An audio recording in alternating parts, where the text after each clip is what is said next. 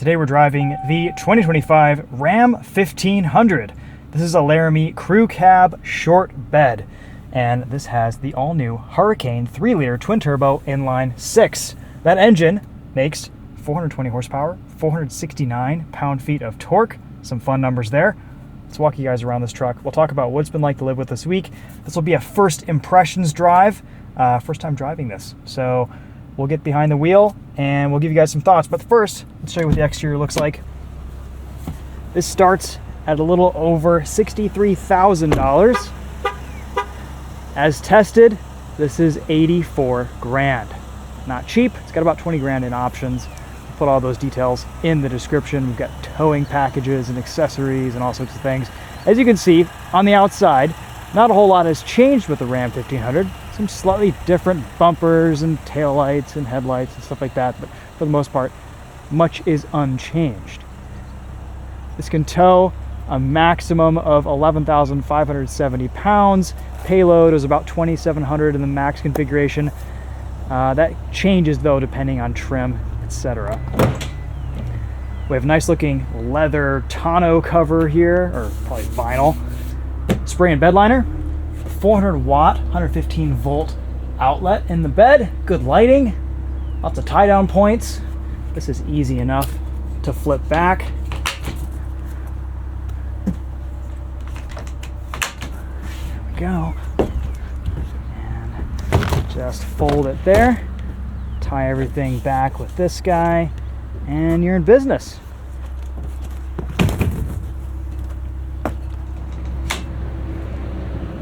Ram gives us some creature comforts. We've got this nice bed step right here, conveniently placed. Makes things easy to get up into here.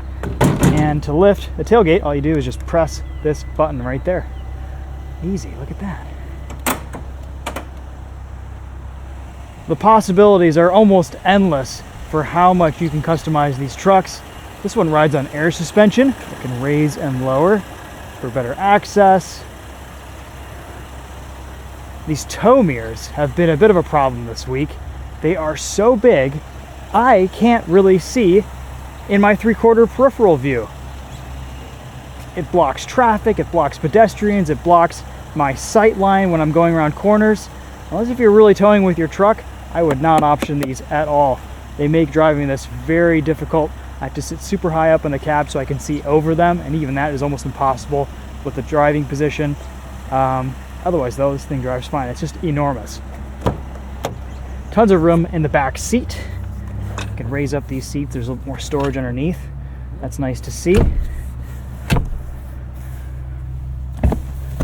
That folds down into a massive armrest and a couple of cup holders.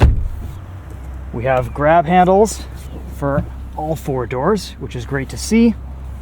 Harman Kardon sound system, which truly bumps in this Ram 1500. Leg room for days, USB ports in the back. No rear climate control, but we've got vents and just a very, very nice space. And for $83,000, $84,000, that's what you would come to expect. Materials are about average for the class, I think. This is about the same as everything else in the American market with full-size trucks. A lot of tech, big screen in the middle, but a pretty good use of physical controls, making things a little bit easier on the driver. We'll show you guys around this infotainment a little bit more once we get up front, but the customization here is almost endless. There are different pages, shortcuts that you can customize. It's almost a little bit too much, but I think if you live with this truck and you kind of got it set up to how you like it, it would probably be pretty nice. All right, let's pop the hood, take a look at this new 3-liter Hurricane twin-turbo inline 6. That's mated to an 8-speed automatic transmission. Takes 0W20 oil. This engine, though it doesn't make the sound of a V8, it makes more power. It feels quicker. Very smooth, very quiet.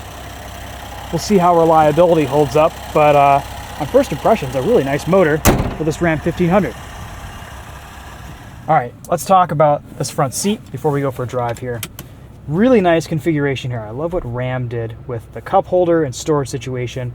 This slides. You've got this brilliant wireless charging element here. It just keeps your phone kind of gripped up against it, and it's a really nice place to put your mobile device or tablet or what have you.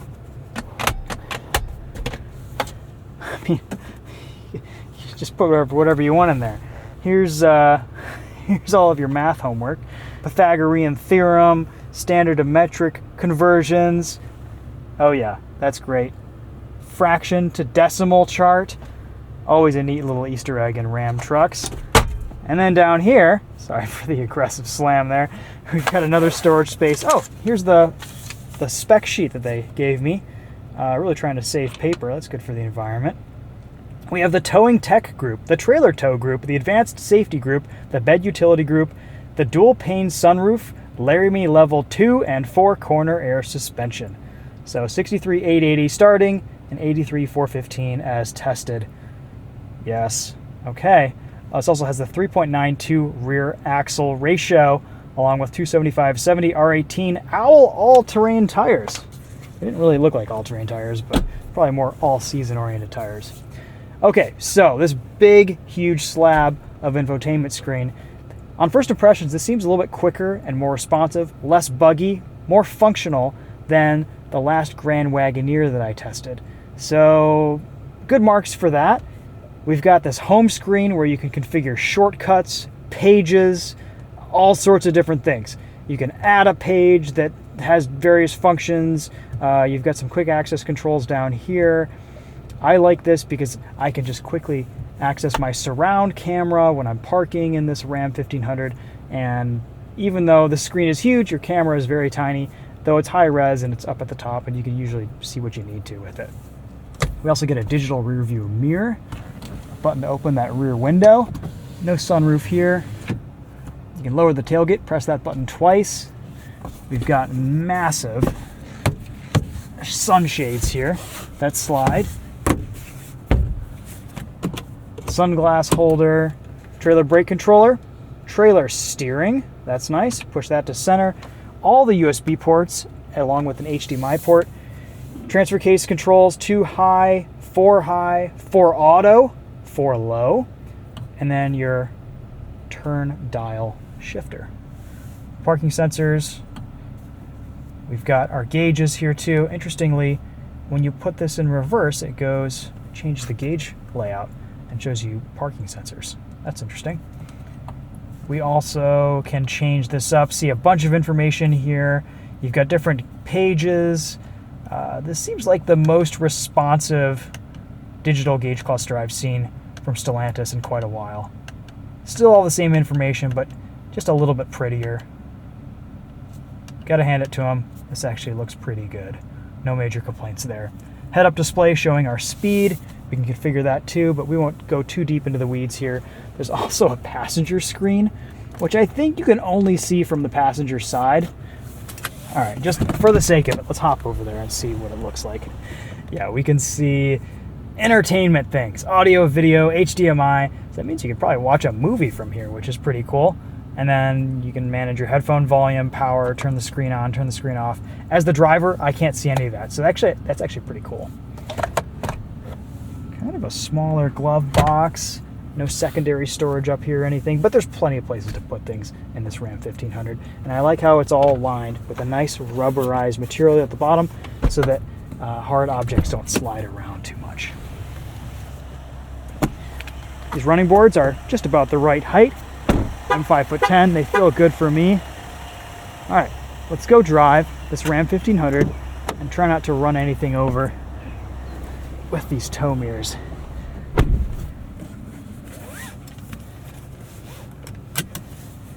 I actually like this turn dial shifter. It has a nice resistance to it. It feels high quality.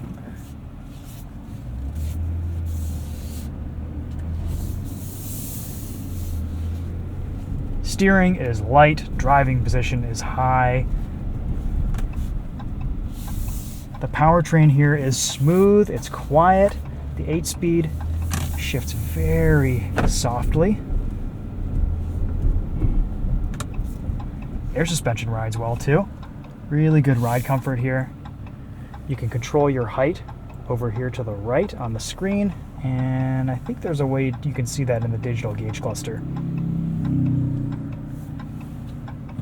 All right, we're going for it because we have the power.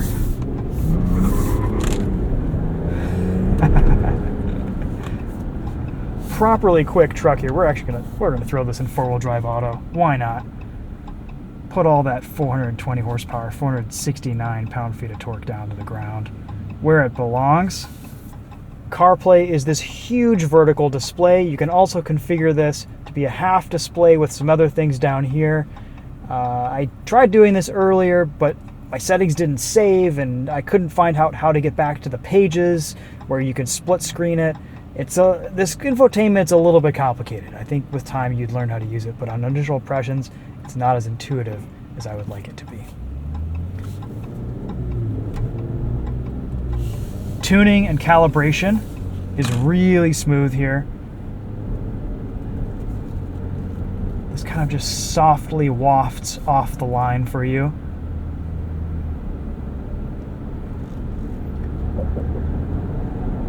It's a very refined, comfortable, and serene, almost luxurious driving experience.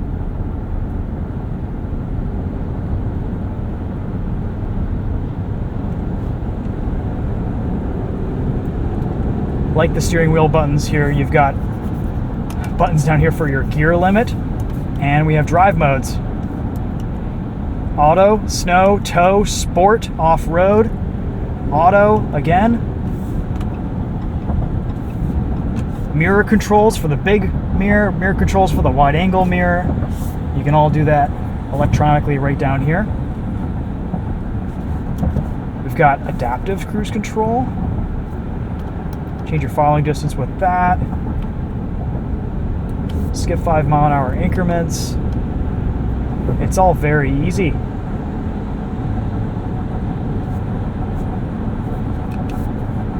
Active driving assist. Wants us to put our hand on the wheel. It does a pretty good job of sensing whether our hand is on the wheel or not. You can see that either in the head-up display or down here. It knows what's up. That's great. Easily cancel everything. Oops, accidentally hit the wipers there. Let's see if we can find sport mode in this array of drive modes. All right, flatter cornering, stiffer suspension. No fake engine sounds. I appreciate that. Nobody behind us. Let's get a little acceleration run in here.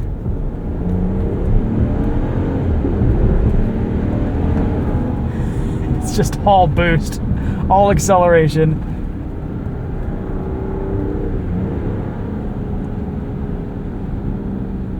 Okay, it doesn't make V8 noises, but this drivetrain is awesome. I'm very impressed at the power, the smoothness, and the refinement here. Got a button there to turn off auto stop start. And that is nice to have. It will kill the air conditioning and everything when the engine does turn off at a stoplight.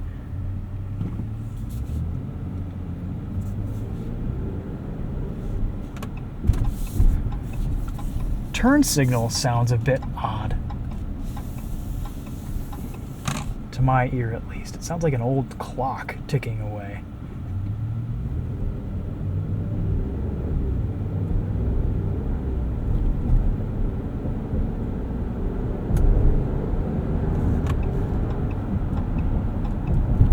This inline six doesn't sound like anything special. It just kind of sounds like any old 6-cylinder.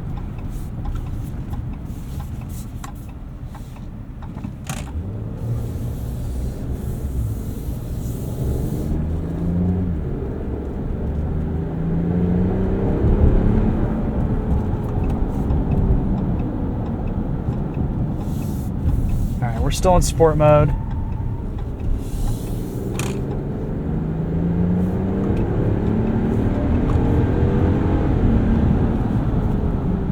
A little bit of safe understeer at the limit, but overall, pretty good handling truck. I'm sure that's thanks to the air suspension and the tires on this.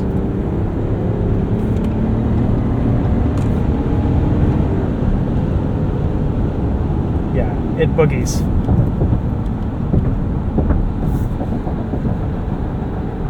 At highway speeds, the air suspension will lower into an aerodynamic height, and it'll tell you so.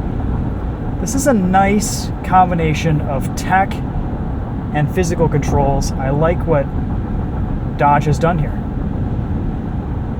On first impressions, this is a pretty easy truck to live with. At 70 miles an hour, incredibly quiet on the highway.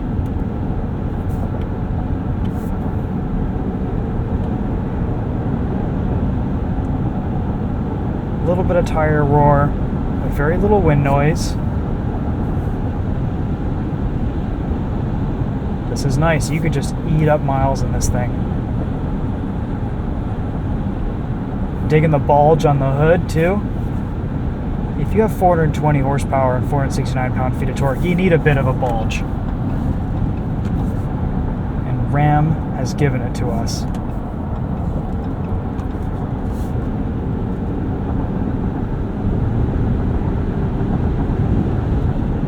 While we're just cruising here on the highway, let's go into CarPlay and do a quick sound system test. The volume knob right here, also behind the wheel.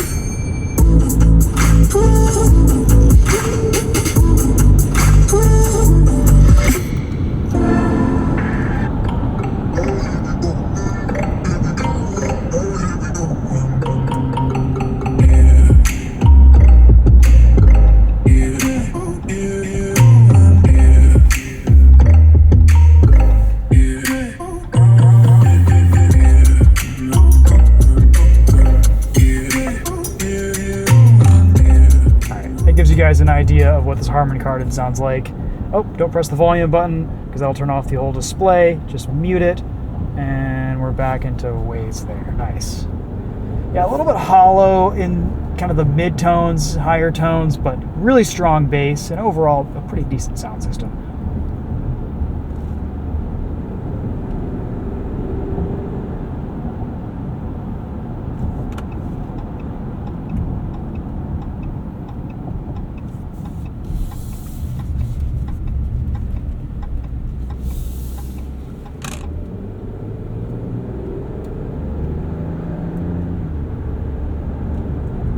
How quick and crisp those shifts are.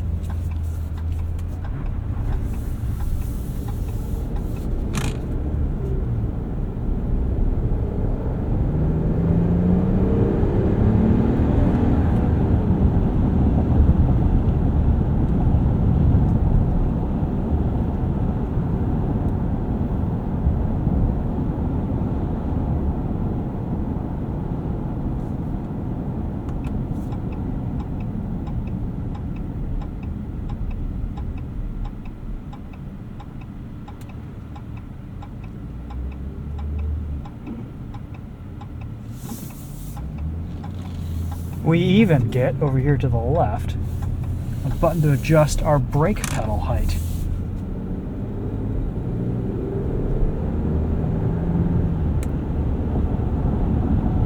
While we've got some straight open road here, let's sneak in a quick 0 to 60.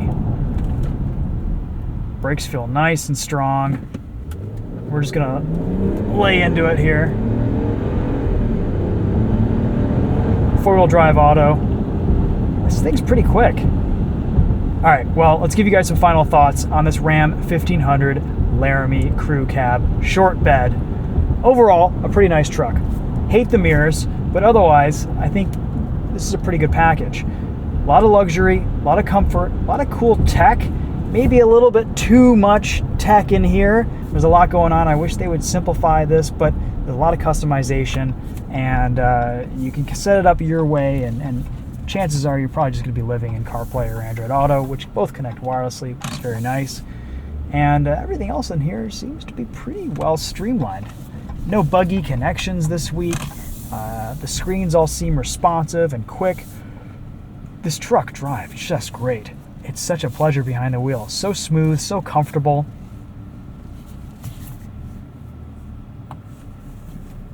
It is absolutely massive. It's very tedious to park in the grocery store parking lots, take into town. Visibility is extremely challenging, especially with these tow mirrors.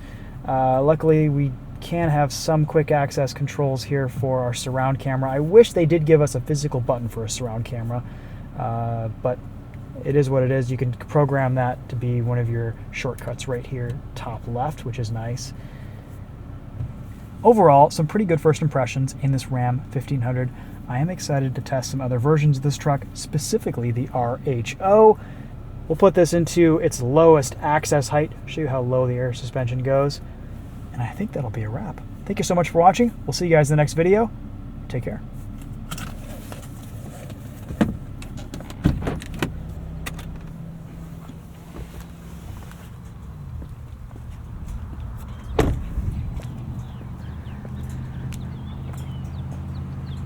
Here it is slammed. Looks like a sport truck.